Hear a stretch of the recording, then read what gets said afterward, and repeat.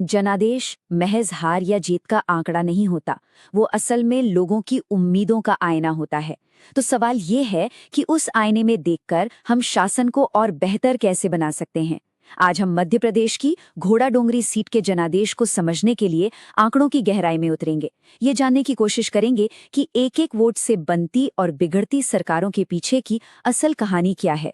घोड़ा डोंगरी साल 2023 फैसला हुआ सिर्फ 4,213 वोटों से। अब ये सिर्फ एक नंबर नहीं है, ये एक सबक है। ये हमें बताता है कि लोकतंत्र में जीत और हार के बीच की लकीर कितनी कितनी पतली हो सकती है। तो इस पूरी कहानी को समझने के लिए हमारा सफर कुछ इस तरह आगे बढ़ेगा। सबसे पहले हम घोड़ा डोंगरी की जमीन और वहां के लोगों को समझेंगे। फिर 2023 की हार के आंकड़ों की परतें खोलेंगे। हम ये भी देखेंगे कि पिछले कई दशकों का डेटा हमें क्या सिखाता है और एक मजबूत रणनीति के 4 स्तंभ क्या होते हैं। और आखिर में इन सभी बातों को जोड़कर हम विश्वास पर आधारित एक नए जनादेश का ब्लूप्रिंट देखेंगे।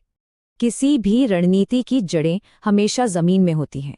तो घोड़ा डोंगरी को समझने के लिए हमें पहले वहां के लोगों, उनकी चुनौतियों और उनके सपनों को समझना होगा। ये सिर्फ एक चुनावी क्षेत्र नहीं है, ये एक जीता जागता समाज है। तो घोड़ा डोंगरी की असल पहचान क्या है? देखिए, ये एक अनुसूचित जनजाति यानी एसटी आरक्षित सीट है और यहाँ की 62% से ज्यादा आबादी आदिवासी है। इसमें भी मुख्य रूप से 2 समुदाय हैं, लगभग 55% गोंड और 45% कोरपू। इनकी जिंदगी, इनकी रोजी रोटी सीधे तौर पर जमीन, जंगल और खदानों से जुड़ी हुई है। और जब हम जमीन पर इन लोगों की सुनते हैं तो उनकी तकलीफें बहुत साफ सुनाई देती हैं।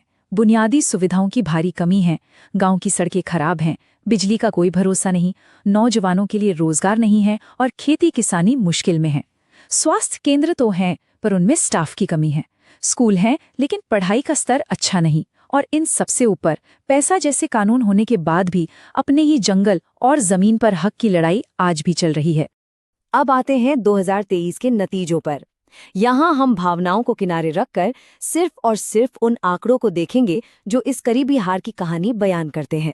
ये समझने के लिए कि आखिर चूक कहाँ हुई, हमें नंबर्स को बहुत ध्यान से देखना होगा। फिर से वही नंबर 4,213। ये सिर्फ हार का अंतर नहीं है, ये एक बहुत बड़ा संकेत है। इसका मतलब ये है कि सिर्फ 2% वोटों का हेरफेर और नतीजा पूरी तरह पलट सकता था। ये दिखाता है कि घोड़ा डोंगरी का जनादेश कितना नाजुक था। ये डैशबोर्ड देखिए, 2023 की पूरी कहानी साफ हो जाती है। कांग्रेस को मिले 45.45% वोट और बीजेपी को 47.38%। जीत हार का अंतर सिर्फ 4,213 वोटों का रहा। सोचिए, 2,37,000 से ज्यादा वोटरों वाले इस क्षेत्र में मुकाबला इतना कड़ा था। और इस कांटे की टक्कर का राज वो छिपा है यहाँ की आदिवासी बनावट में। जैसा हमने देखा, आबादी गोंड और कोरकू समुदायों में बटी हुई है। मतलब साफ है, घोड़ा डोंगरी में अगर जनादेश हासिल करना है तो इन दोनों ही समुदायों का विश्वास जीतना होगा। उनकी अलग अलग जरूरतों को समझे बिना कोई भी रणनीति यहाँ कामयाब नहीं हो सकती। और देखिए, जब हम इन वोटों और समुदायों का विश्लेषण करते हैं तो एक बात हमें हमेशा याद रखनी चाहिए। लोकतंत्र में हर व्यक्ति की गरिमा और अपनी बात को जिम्मेदारी से कहने की आजादी, ये हमारे संविधान के मूल मूल्य हैं। हमारा मकसद यहाँ सिस्टम को समझना है, किसी व्यक्ति विशेष पर उंगली उठाना नहीं। अब अपनी नज़र को थोड़ा और बड़ा करते हैं। एक चुनाव की तस्वीर अक्सर पूरी कहानी नहीं बताती। घोड़ा डोंगरी के राजनीतिक मिजाज को सही से समझने के लिए हमें पिछले 7 चुनावी चक्रों के डेटा को देखना होगा। ये टाइमलाइन देखिए, ये साफ बताती है कि घोड़ा डोंगरी किसी एक पार्टी का गढ़ नहीं रहा है। 90 के दशक में कांग्रेस जीती तो 2003 के बाद बीजेपी का दबदबा रहा। 2018 में कांग्रेस ने जबरदस्त वापसी की, लेकिन 2023 में जनादेश फिर हाथ से फिसल गया। ये आंकड़े जोर जोर से कह रहे हैं कि यहाँ का वोटर किसी को भी हल्के में नहीं लेता। अब जरा 2018 की जीत और 2023 की हार के बीच का फासला देखिए, सिर्फ 1.5% वोट शेयर का फर्क। 2018 में 46.92% वोट से जीत मिली थी और 2023 में 45.45% पर हार हो गई। इतनी छोटी सी गिरावट भी सीट गंवाने के लिए काफी थी। ये दिखाता है कि जीत को बनाए रखना कितना मुश्किल काम था। और यहाँ एक और बहुत बड़ा ट्रेंड छुपा है, बढ़ता हुआ वोटर टर्नआउट। सोचिए 1993 में जहां 48% लोग वोट डालते थे, वहीं 2018 तक ये आंकड़ा 84% के भी पार चला गया। इसका मतलब क्या हुआ? इसका मतलब है कि वोटर पहले से कहीं ज्यादा जागरूक है और बड़ी संख्या में वोट करने निकल रहा है। ऐसे में अपने समर्थकों को वोटिंग के दिन बूथ तक लाना जीत के लिए सबसे जरूरी शर्त बन जाता है। तो विश्लेषण हो गया, अब बारी है निदान की।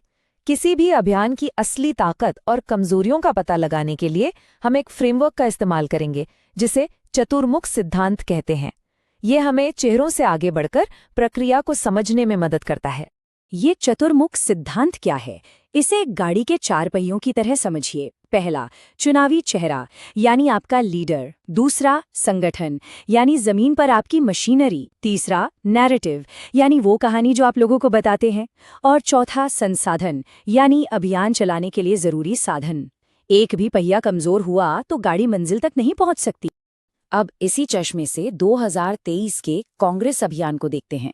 चुनावी चेहरा साफ सुथरा, पढ़ा लिखा और जमीन से जुड़ा हुआ था, लेकिन अनुभव की थोड़ी कमी थी। नैरेटिव यानी कहानी में दम था, स्थानीय मुद्दों को उठाने की पूरी क्षमता थी, लेकिन संगठन यानी बूथ की मशीनरी कमजोर थी और संसाधन भी सीमित थे। तो तस्वीर साफ है, चेहरा और कहानी तो थी, लेकिन कमजोर संगठनों संसाधनों की कमी ने अभियान को धीमा कर दिया। निदान हो गया, तो अब इलाज की बात करते हैं। यहाँ से हम एक ठोस एक्शन ओरिएंटेड प्लान की ओर बढ़ते हैं। ये विश्वास और वोट दोनों को वापस जीतने के लिए एक 90 दिन का रोड मैप है, जो जीत का एक साफ रास्ता दिखाता है। ये 90 दिन की रणनीति सिर्फ कामों की एक लिस्ट नहीं है, ये मोमेंटम बनाने का एक विज्ञान है। पहले 30 दिन नींव रखने के लिए, यानी योजना और जनसंपर्क। अगले 30 दिन अभियान को गति देने के लिए, यानी वॉलंटियर ट्रेनिंग। फिर अगले 15 दिन अभियान को चरम पर पहुंचाने के लिए, यानी बड़ी रैलियां। और आखिरी 14 दिन सिर्फ एक लक्ष्य के लिए, अपने हर वोटर को घर से निकालकर बूथ तक पहुंचाना। आज की तारीख में लड़ाई सिर्फ जमीन पर नहीं, लोगों के फोन में भी लड़ी जाती है। लेकिन इसका मतलब अंधाधुंध मैसेज भेजना नहीं है। इसका मतलब है एक स्मार्ट डिजिटल प्लान। किसानों के लिए अलग व्हाट्सएप ग्रुप, युवाओं के लिए स्थानीय मुद्दों पर इंस्टाग्राम रील्स, और सबसे जरूरी, झूठ और अफवाहों से लड़ने के लिए एक फैक्ट चेकिंग यूनिट। ये रणनीति शोर मचाने के लिए नहीं, सही संवाद करने के लिए है। और हाँ, जब हम डिजिटल आउटरीच की बात करते हैं तो एक बहुत अहम जिम्मेदारी की बात भी आती है। वोटर से जुड़ने का कोई भी तरीका हो, उनकी प्राइवेसी और सहमति का सम्मान करना सबसे जरूरी है।